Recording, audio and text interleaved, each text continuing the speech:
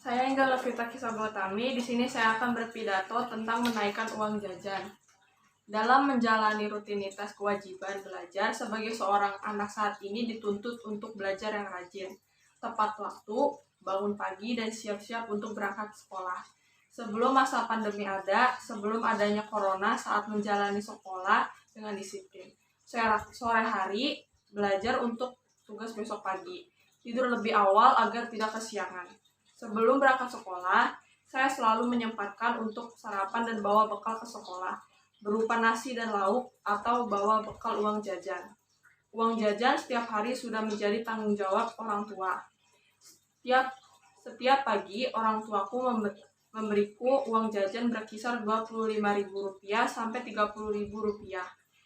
Uang sebesar itu tidak semua saya habiskan. Hanya saya pakai jajan secukupnya. Kadang masih tersisa Rp20.000 atau bahkan kadang tinggal Rp5.000. Uang sisa jajan setiap hari sampai rumah saya tabung sendiri dalam kaleng. Dalam hati kecilku, nanti setelah corona berlalu dan sekolah sudah mulai masuk lagi, saya berharap uang jajan kembali dan bisa bertambah. Jika uang jajan bisa bertambah, maka uang tabunganku akan semakin banyak. Saya berpikir, gimana ya agar uang jajanku naik? Nah, akhirnya saya bertemu dengan cara di rumah. Jadi setiap saat di rumah di masa pandemi ini, tiap hari saya membantu orang tua dengan menjaga adik, membantu menyapu ruangan, bahkan mengepel lantai. Secara tidak langsung, orang tuaku melihat keseharianku, rajin membantu beban orang tuaku, bisa memberi tambahan uang jajan. Di samping membantu orang tuaku, saya selalu mengerjakan tugas belajar dengan disiplin.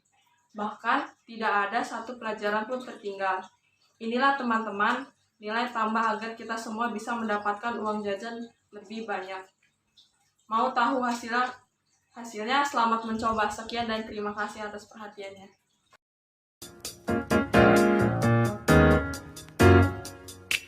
Kepada Bapak saya untuk menyampaikan pendapat dari pidato saya tersebut. Ya, menurut saya pidato tadi cukup bagus. Tinggal implementasi dan prakteknya. Jangan sampai pidato yang bagus, prakteknya tidak ada.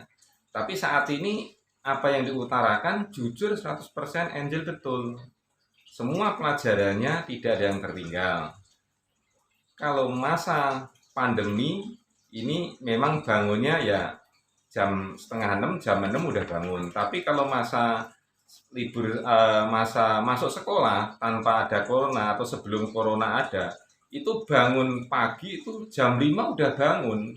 Bahkan setiap PTS kayak gitu dia jam setengah 5 udah bangun, udah membaca. Saat ini memang saya akuin karena kita memang tinggal langsung dengan anak saya yang namanya Angel ini.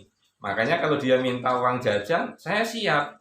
Yang penting semua pelajaran tidak ada yang tertinggal. Kemudian disiplin waktunya tidur, HP semuanya harus dimatikan. Jadi jangan sampai tidur itu ngelonin HP. Ya, jadi bangun paginya nanti akhirnya kesiangan. Nah, itu pendapat saya. Jadi pidato Angel tadi cukup bagus, respon dengan kenyataan yang ada dan tidak dibikin-bikin. Terima kasih.